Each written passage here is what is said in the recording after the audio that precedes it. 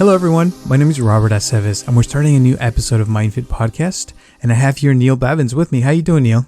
I'm doing really good. How about yourself? I'm doing great, thank you so much for asking. How was your week? Week was busy. A lot of last minute Christmas shopping, taking things off the shelf. I'm like, oh, they'd like that. Oh, they'd like that. I mean, finishing up that list. People are saying, oh, so and so is coming also, or so and so might be there also. I'm like, I can't be empty handed. So there is one actual gathering that I am going to with people in it. So, rather than just like a Zoom platform. So, but everybody's being, socially responsible. But I just like last minute, I'm looking at the, shelves in the store and I'm like, let me get that. Let me get that. Let me get that. And then I actually walked across the aisle and I saw I like Bailey's Irish cream, and I Hmm. saw they had a limited edition of a red velvet, and I was like, oh, I have nothing to use it for, no recipes for it. I'm not going to drink it myself. I'm not going to give it as a gift. I just bought a bottle because it just looks so nice. So, yeah, and Nice. that's an example of healing, by the way, which I know our topic is today. So, yeah, just Yeah. Well, do today we're going to yeah. talk about healing. I think it's important. So we started this adventure of MindFit Podcast a year ago, and our first episode was healing wounds, and we talked about the past and how these wounds we work on them through therapy and through multiple ways in order to heal. Through meditation, through bringing our attention to the present, and many different things that we talked about. And throughout this year, a lot of the topics have been about committing to your self-help, to making sure you work on exercising and doing the right things for you to have a healthier, happier life. And so today we just wanted to bring it all back together and basically end this year on a good note. I know last week's episode was a little depressing, but it is what it is. And we kind of wanted to work on healing for this next 2021, this next year coming up, because I think we're all going to need healing in many, many ways. It's not going to be easy. Even after getting the vaccine, I think a lot of people are still going to be a little eerie about going out or doing their lives normally, right? So, and in some ways, traveling, who knows when it's going to go back to normal. I was supposed to be in Germany right now, by the way, but it didn't happen. So hopefully next year I'll be able to do it and see how it goes by then. But more than anything, I think this is a good time. This is the end of the year. It's a good time for us to cleanse ourselves, cleanse our minds. Let go of all the negativity that happened this year, and then welcome the new year. So today we wanted to talk about, some of my rituals and things that I give to my clients at the end of the year. And I don't know if you have anything to offer about that, Neil. Yeah, I do. I think that we mentioned it. I remember in the first episode about going back in time and revisiting your original wounds, usually younger parts of yourself that experienced things traumatically, and encoded them, and they're frozen in time. They're wounds and traumas, capital T and small T type traumas that happen to us, and that we still hold on to as a template. And then when things happen in our adult lives, that gets activated again, and that's what comes back to us. So we think it's external stressors when in reality it's something else being activated. And even though last week's episode was what we call depressing or a downer, what it also does is it validates people. Validation is probably one of the most important elements of going back in time to your wounds, because what your younger parts of self, when they first experienced these traumas, wanted, amongst many other things, is validation from a warm older person, or calming person, or calming voice, knowing that they're okay. This situation, is painful. It does suck to be in this situation. You're not alone. You're heard. You're understood. You're validated. Mm-hmm. And when you hear other people experiencing the same thing, there is a sense of validation. It's not just about, you know, people talk about, like, if I've been traumatized and you've been traumatized, we bought trauma bonding. That's a little bit of a popularized term that it comes out of pop psychology. I don't really like it too much. What it really means is validation. I've suffered, trauma. You suffered trauma. We validate one another. We validate the experience, that the Mm-hmm. experience was valid. It happened. It's real, at least to that part of us in time.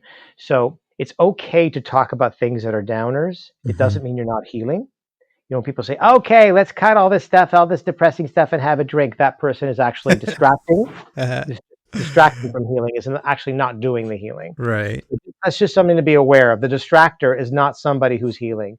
Yes, it's okay to do something fun, but don't deny what you are feeling when you're feeling it. Because healing is not about not feeling uncomfortable. It's about feeling uncomfortable and Mhm. being proactive anyway.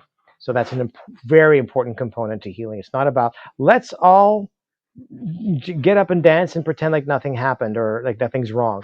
That's not healing. That's avoiding. So we just want to make that clear. That's the primary element of healing. Totally agree with you. And I think, one of the ceremonies, the things that I do with my clients when they come to see me at the end of the year is first we talk about, or we write down, I ask them to write down 10 to 12 things that happened this year that they're just like, okay, I'm done with that. I don't want to bring this to the next year. So we go through those things, and these things could include, failures, traumas, resentments, things that happened this year that just were not the best, right? And they go through those things, and maybe even some habits that they have that just, they don't want to continue to bring to the next year. And just acknowledging those things, seeing those things, accepting that they're still affecting your life in some way, and realizing those things, it's important to be able to let go of those things, and which is the next thing we do is once, they write those things down, then we take that piece of paper and then we rip it apart. And I said, okay, now you're going to rip that apart. And then we put it in a bucket, where we burn it. Now, make sure you don't burn your house. So be safe. Yeah. Maybe you can do it outside. You could do it indoors if you do it right. But if you can't, then just do it outside. And if you're younger, try to have your parent do it with you. Don't do it alone. But anyway, they rip the paper, put it in the bucket, and then I put some alcohol in there, and then I say, okay, are you ready to let go? And do you agree with me that once we burn this, that's it? We're not going to continue to bring this to the present anymore. We're just going to let it go. And it's a form of healing. And once we set the fire on, you can see the papers burning, and then I tell them, okay, now imagine that fire burning, your memories, all this stuff that happened, and allow it to just heal and let it go, and just, leave it in the past and find peace and that. And there's some healing parts to it. Some people who do it, they really, really appreciate it, and they can, you can see them cry sometimes and really let go of the past, which is amazing. And then once we're done with that, then we build what we want for the next year. So I say, okay, now we're going to make a list of things you want to welcome into your year. So, some of the habits that we want to let go of, I said, now we have to replace those with something else so that you don't go back to the old habits, right? And so we start creating new habits. We also talk about what kind of people you want to welcome into your life. If there were some people that you wanted to let go of in this past year, now we have space for new people. We also can think of things that we want to buy, or travels that we want to make, or things that we want to welcome, or experiences that we want to welcome into our lives, things we want to learn, and things like that. So then they write those things down, 10 to 12 things. And then again, we rip them apart, and then I tell them to put in the bucket. And then this time I say things like, we are going to place the order to the universe. Okay, this is what you want to welcome into your life. And then we put them in the bucket, and then I asked them to burn it with some alcohol. And by the way, this I learned in a Zen temple that I went to years ago, and I loved it. I did it myself, and it was very, very healing to me. And when I actually did it and I, let go of those things, they really went away, which is why I recommend it to everybody. And so once we're burning through all the things you want for the next year, then I tell them, to imagine all their wishes going into the universe and reaching the people that need to be reached, and changing the things that need to be changed in their subconsciousness, so that all those good things can come into their lives for next year.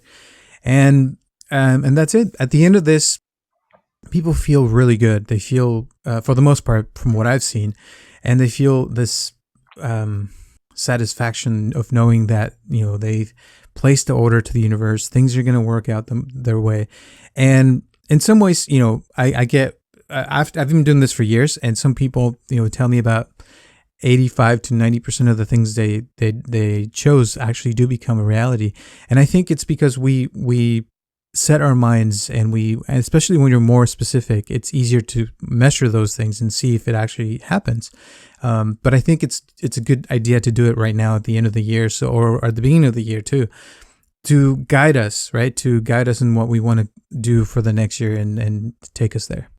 Yeah. It's I think it sounds like a great ritual experience.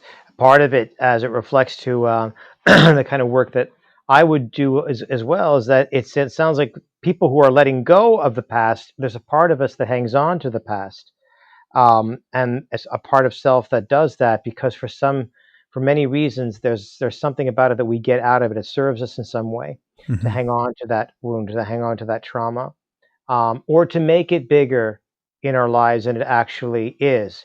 Part of the art of being a self leadership, like internal self leadership, is to be able to orchestrate and navigate all your aspects of self, including your traumatic memories, or things that you're holding on to, like you would be burning in the bucket. So if those things are taking up too much of your energy, it's important for you to be the self leader and tell that part of yourself, "I'm still here for you, but you can't hijack anymore.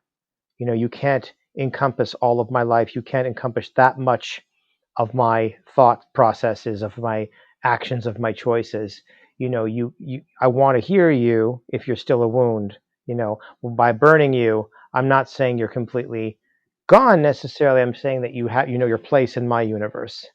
You know what I'm saying? Hmm. Because I, what happens is that some people will do things like that, well, not necessarily the bucket, but do something like that, and then they'll find that their new selves, their new habits, sometimes they'll find after a certain period of time, there's cracks in the surface, and they're not able to maintain this new self that they um, um, put together. Some of it, yes, but some of it they start to falter or derail, and then they ask questions. And what I tell them is, just because you said to those parts of yourself, those wounds, sayonara, it doesn't mean that they've left. It means that they've understood that they're not to hijack, but they may still come back. So if you start to feel things, again, I go back to discomfort.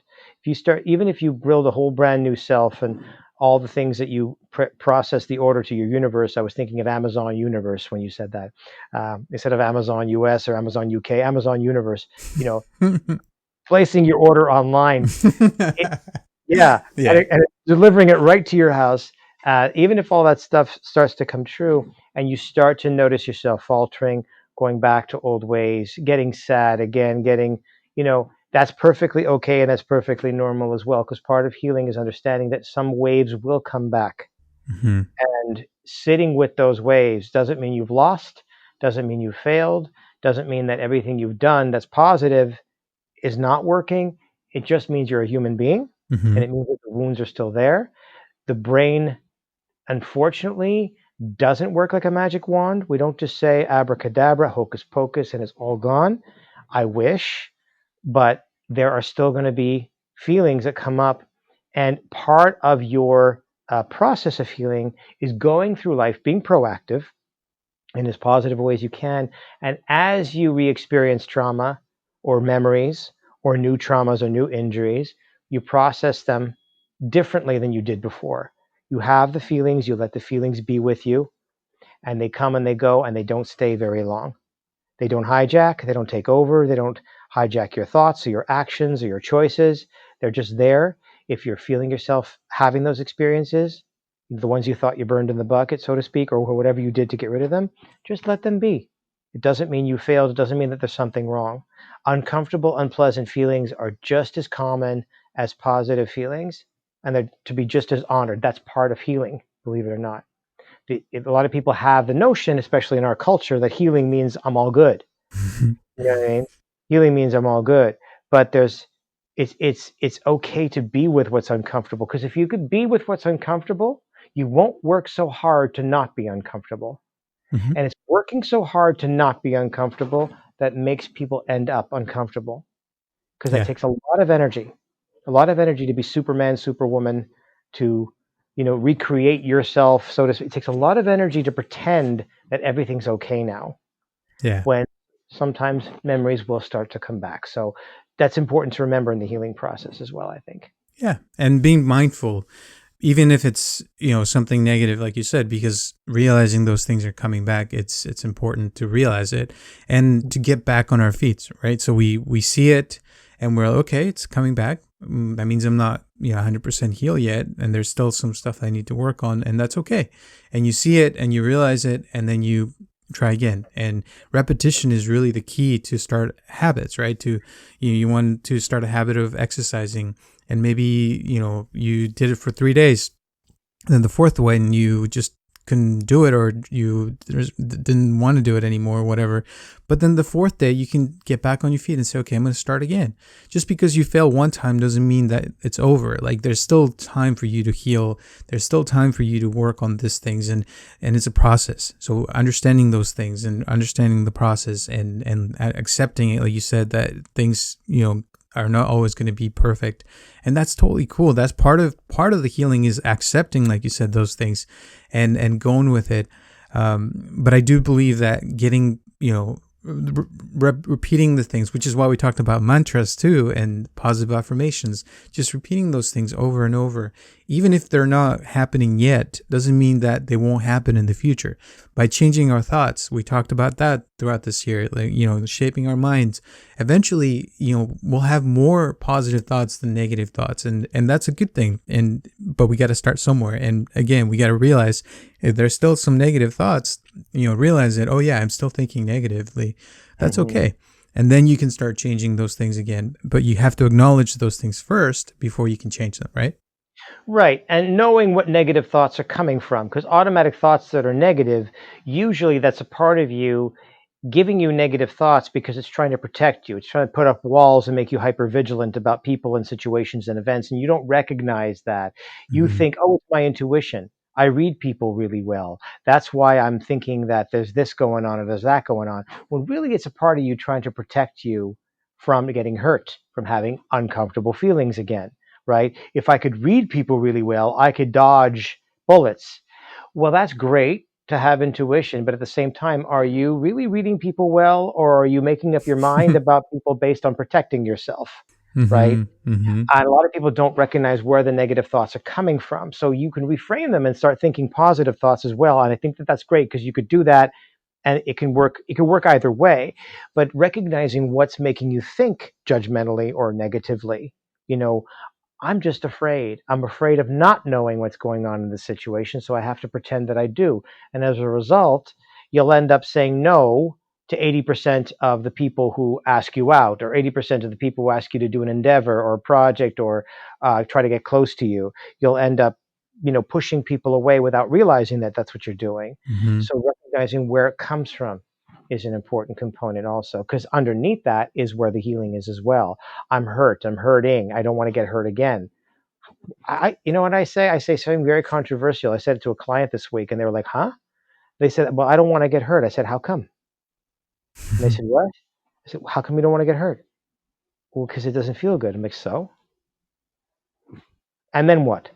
You get hurt and you cry in your pillow. You feel badly for XYZ. You reach out to somebody. You bounce back.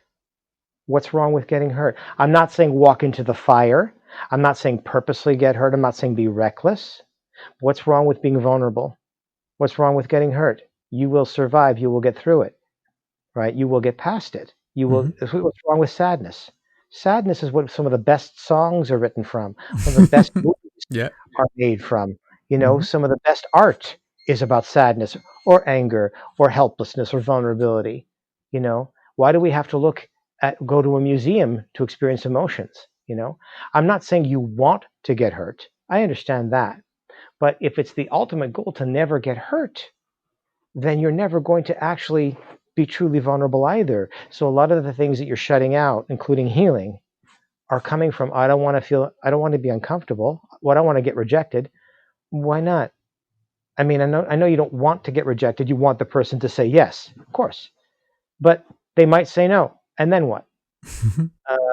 Right. Exactly.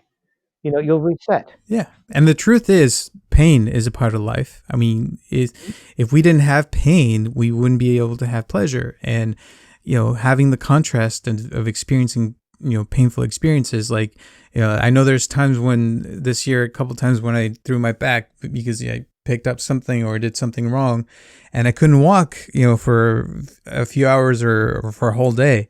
Then the next day I really appreciated being able to walk and I'm like, oh, thank God. So, Oh, sometimes things happen like that where, we get sick or we, have someone who leaves our lives and it makes you appreciate what you do have. And so, but it's okay to experience that pain and that sadness and the grief of losing someone or having, some kind of problem with work, like losing your job and things like that. It makes you appreciate things later on. And at first, yeah, it's painful and it hurts and we don't like pain and nobody likes pain. But if we didn't have that, we wouldn't be able to experience pleasure later on, right? right. And that's why we have validation that we talked about earlier, and Mm-hmm. empathy. If Yeah. I empathize with your pain and I validate you and reassure you, then you have an emotional support for it, Mm-hmm. which is reinforcing when I say, and then what? I'm not saying that to be non empathetic. I'm saying it to say, you will, with empathy, with validation, with reassurance, with support, and with your own healing processes, whether it's using a bucket to burn or whether it's just a hot bath or meditation or whatever you do, you will get through that. Mm-hmm.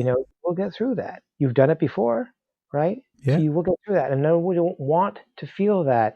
But that's the thing, is that we put so much energy into not feeling what's uncomfortable that we don't allow ourselves to grieve. Oh, 2021 is going to be the best year ever. Careful. Careful. When you start throwing parties, I'm just saying it's okay to have a great time. But if you spring forward with all that potential energy, pretending that you're going to, like, making it seem that you're going to heal from 2020, just be careful that you could still grieve 2020 for what it was and what it wasn't, right? And still enjoy 2021. So don't leave behind the lessons learned by going overboard in 2021, pretending it didn't happen, because it did, right? Because we want to remain, aware of that. So because grieving and healing is not about moving on, it's about moving in, and then you could move forward. You Mm-hmm. have to be with what happened. That's just what I feel. So, but I do believe, in all honesty, 2021 is going to be such a great year for a lot of people, because I think you said it earlier. I think you said last episode, we're changing. We're suffering, but we're really changing, and Mm-hmm. that's so true. When we suffer, we change. You Yeah. know, Yeah. A lot of so things are happening. There's a lot of changes in government, a lot of changes in societies, and not just in this country, all over the world. And I yeah, think this year has tested us in many, many ways. And I feel like the results will come, soon for all of us. And hopefully they're good changes. And even if they're not the best, we will survive because we are going to adapt and we are adaptable and we can make things work for us because that's how we've always been doing it. So, any last words before we end today's podcast and our last podcast of the season? yeah. No, happy holidays, everybody, and thank you so much for tuning in this entire year. And if you have any interests in terms of topics that you'd like us to cover or talk about, send us a message and tell us, and be as specific as possible. Something we can't necessarily guarantee we'll do it, but tell us what you'd like us to bring up, any topics of interest, and we'll certainly do that. And now just remind people, like you said a second ago as well, we did adapt. We adapted after 9/11. You know, we griped about security at the airports, and now we know we're taking off our shoes. So it's just the new normal, and we're going to be okay. We don't have to pretend it didn't happen. I know Mm-hmm. people write funny memes about kicking 2020 out of the calendar. Yeah. No, 2020 happened. Let's sit with what we have to heal. Be careful on that, because then we repeat whatever we don't heal. So Yeah. yeah, yeah, Yeah, and let's welcome this new year with the best energy possible.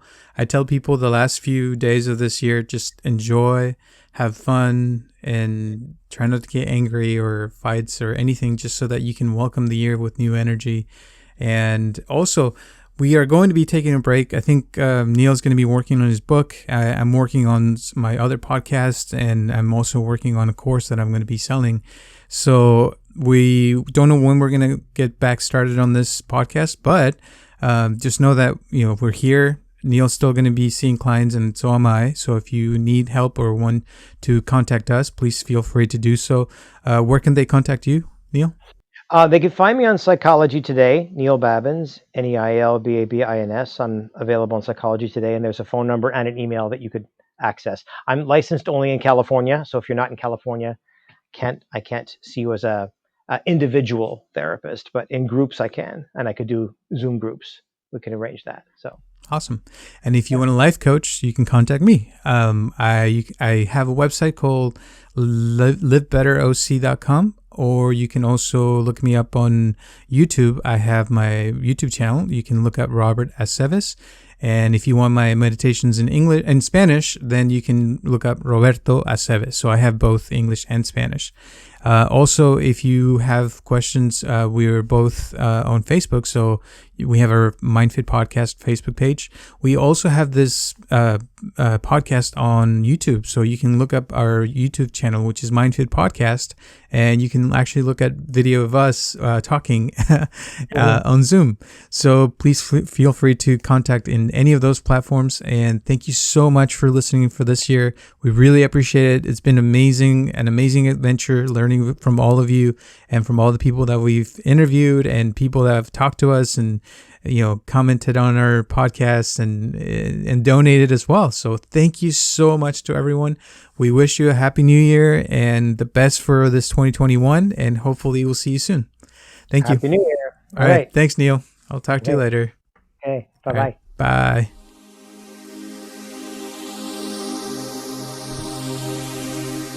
This podcast is brought to you by MindFit. Please help us to share this podcast with your friends and family to grow this community. And if you'd like to donate to this podcast, or if you'd like to share your comments, questions, or concerns, send them to mindfitpodcast@gmail.com, or you can call us directly at 714-328-4661.